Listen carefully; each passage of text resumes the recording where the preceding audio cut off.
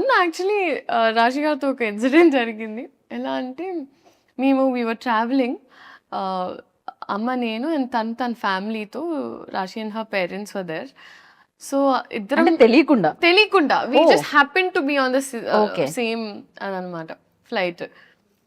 So జరిగింది okay. First flight తీసుకున్నాం, తర్వాత ఒక లే ఓవర్ ఉండింది, అంత జరుగుతుంది ఓకే.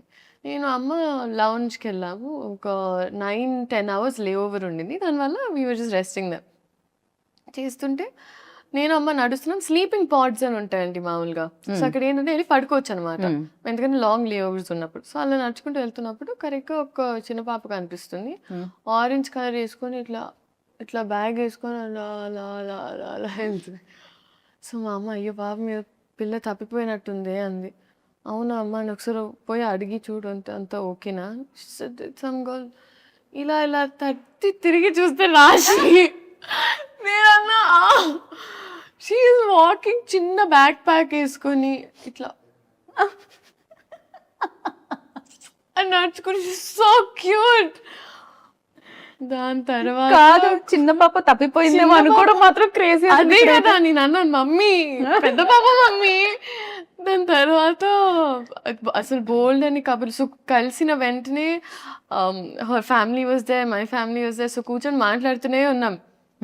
మాట్లాడుతూ ఏంటంటే అక్కడ స్లీపింగ్ పాడ్స్ లో ఫస్ట్ వాళ్ళు మనకు ఒక టికెట్ అనుకోండి, టికెట్ ఇవ్వడమే కష్టం, ఎందుకంటే వాళ్ళకి బ్యాక్ టు బ్యాక్ బుకింగ్స్ ఉంటాయి. సో మేమిద్దరం ఫైట్ చేసి ఎలాగో తీసుకొని వచ్చాం. తన పేరెంట్స్కి, నేను మమ్మీకి తీసుకొని వస్తే కూర్చొని మాకు ఆ బజర్ ఇచ్చారు. బజర్ ఇచ్చి కూర్చొని ఉన్నాం, ఇద్దరం మాట్లాడుతూనే ఉన్నాం. వీ డిడ్ంట్ రియలైజ్ 3-4 అవర్స్ అయిపోయాయి అలాగే. సో కోపంగా ఒక ఆయన వచ్చారు, డింగ్ డింగ్ డింగ్ అని బయటికి వచ్చేసి, sleeping pod when you using అన్నారు.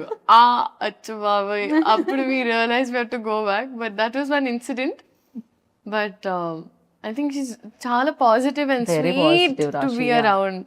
నేను బెస్ట్. నాకు తెలుగు మాట్లాడితే చాలా ఇష్టం, చాలా అంటే చాలా. Right. Oh my God, I had so much fun. So Telugu మాట్లాడడం ఒక ప్లస్, దాన్ని మామూలుగా ఏమంటారు అడ్వాంటేజ్ గా తీసుకోలేదు హరిశంకర్ గారు. మీకు ఆన్ ద స్పాట్ ఇవ్వడం స్టార్ట్ చేశారు కదా. ఎప్పుడైనా పవర్ స్టార్ గారు ముందు డైలాగ్ చెప్తున్నప్పుడు తడబడి రీటేక్ అయితే కాన్షియస్ ఫీల్ అయిన రోజులు ఏమన్నా ఉన్నాయా, లేకపోతే సింగిల్ టేక్ లో మీరు? మాక్సిమం టపటప అయిపోయేదండి. అంటే ఒళ్ళంత భయం ఉన్నప్పుడు కొంచెం మనకి బట్టి కొట్టే స్కిల్స్ కూడా ఫాస్ట్ అవుతాయి. నా డాక్టర్ ప్రాక్టీస్ వల్ల, కొంచెం ఎంబీబీఎస్ వల్ల ఆ బట్టి కొట్టడం కొంచెం. కంగ్రాచులేషన్స్. Thank you. కంప్లీట్ అసలు ఎలా మేనేజ్ చేస్తున్నారు లీలా మీరు? అటు అది జనరల్ ఎంబీబీఎస్ అంటే ఆయన బెస్ట్ ఆఫ్ బోత్ వరల్డ్స్ లాగా మేమేదో అలా ఇన్స్పైర్ అయ్యి కొంచెం ట్రై చేస్తాం అంతే. మామూలుగా ఎంబీబీఎస్ మామూలుగా ఏ పని చేయకుండా అది చదవడమే చాలా కష్టం. అలాంటిది ఇక్కడ ఇంత పని చేస్తూ అసలు టైం సరిపోకుండా వర్క్ చేస్తూ అది కంప్లీట్ చేయడం, ఇట్ వాజ్ ఎక్స్ట్రీమ్లీ హెక్టిక్ అండి. ఇంకా నేను నా పిల్లలకి అలాంటి టాస్క్ పెట్టదని నేనైతే అనుకోవట్లేదు. It was extremely hectic. కానీ అమ్మ డాక్టర్ అవ్వడం వల్ల, అండ్ ప్లస్ ఆస్మోసిస్ అని ఒక అప్లికేషన్ ఉంది. సో అక్కడ ఇన్ సంథింగ్ లైక్ ఆస్మోసిస్ మేము టైం టు టైం ఒక్కొక్క LAQ or SA short notes whatever తీసుకొని నోట్స్ రాసుకోవడం జరిగేది. Right. But it was a task అండి, అమ్మో. బట్ ఆ విషయంలో I would like to thank my entire team. ఎప్పుడు నేను వర్క్ చేసిన వాళ్ళందరూ నాకు ఒక స్కెడ్యూల్ తర్వాత నేను వెళ్ళిపోవాలి, I need to go back అన్నప్పుడు నన్ను పంపించేవారు. సో నేను ఓవర్ వర్క్ చేసేదాన్ని. ఒక రోజులో ఒక 2-3 షిఫ్ట్స్ చేసేసి దాని తర్వాత ఒక మంత్లో ఒక లాస్ట్ 10-15 డేస్ వెళ్ళిపోయేదాన్ని. బట్ ఒకటి అయిపోయింది అనుకున్నానండి. So I'm glad it's done. And అమ్మయ్య నిజంగా. అండ్ ఈ టైంలో I feel like it's not such, ఇప్పుడు ఊరికే ఒక యాక్టర్ అవ్వడం వల్ల maybe people talk about it this much. కానీ ఈ జనరేషన్లో మల్టీ టాస్కింగ్ అనేది మీరు ప్రతి ఒక్కరిలో చూస్తారు. ఇప్పుడు యావరేజ్ నా ఏజ్ ఉన్న ప్రతి అమ్మాయి either doing 2-3 జాబ్స్ చేస్తున్నారు, లేకపోతే దర్ హ్యాండ్లింగ్ ఒక ప్యాషన్. చాలా మంది డాన్సర్స్ ఆర్ సింగర్స్ వాళ్ళ జాబ్స్తో హ్యాండిల్ చేస్తున్నారు. సో అందరూ మల్టీ టాస్క్ చేస్తారు.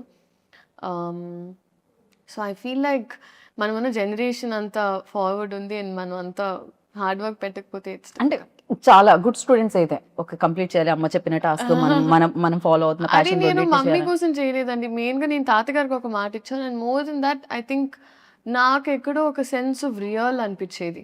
నాకు ఒక ఈ సినిమాలు కొన్నిసార్లు మనల్ని చాలా ఒక ఒక రంగుల ప్రపంచంలోకి తీసుకెళ్ళిపోతుంది. జనాలు ఇచ్చే ప్రేమ మనం చాలా ఓవర్‌వెల్మ్ అయిపోతాం. సో నాకొక రియల్ టీచింగ్స్ ఉండాలంటే ఇట్ వాజ్ నాకు ఆ కాలేజ్ లైఫ్ ఎక్స్పీరియన్స్ చేయడం చాలా ముఖ్యం. కాకపోతే నేనేంటంటే నేనెప్పుడు పోస్ట్ చేయలేదు. నా కాలేజ్ బికాజ్ నేను ఆ ప్రపంచం వరకే ఉంచాను. Okay. So it was those 2-3 friends and all that. So నా క్లాస్ మేట్స్ అయినా వీళ్ళందరితో ఇట్ వాస్ వెరీ డిఫరెంట్. అక్కడ ఒక కాలేజ్ స్టూడెంట్ మనకి రికార్డ్స్ టైంకి వెళ్ళాలంటే రికార్డ్స్ టైంకి వెళ్ళాలి. వైవాలో తిట్టించుకోవడం అంటే అది ఇంకా రోజ్ కా బాత్ హై వైవాస్‌లో తిట్టించుకోవడం. సో అది నాకు చాలా it was important in shaping me as a human being right. And this for recognition I feel అట్లా. కాకపోతే ఇది ఒక 10-15 ఏళ్ల తర్వాత మీరు చెప్తే బాగుండేదేమో, కానీ ఇంతలోనే ఆ రియలైజేషన్ రావడం అనేది గొప్ప విషయం అనమాట.